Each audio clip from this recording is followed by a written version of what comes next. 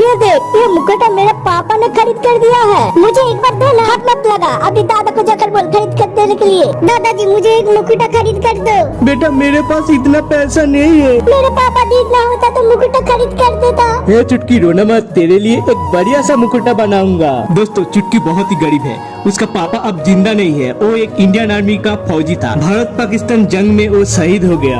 आप लोग Indian army से प्यार करते हो तो चैनल को सब्सक्राइब करके वीडियो को लाइक कर देना और कमेंट में जय हिंद जरूर लिखना। अगर चैनल को सब्सक्राइब नहीं किया तो मैं सोचूंगा आप लोग इंडियन आर्मी से प्यार नहीं करते हो। ये देखो चुटकी की मुकुटा रेडी हो गया। वो बहुत ही खुश होगी। ले चुटकी तेरा मुकुटा। Thank you uncle.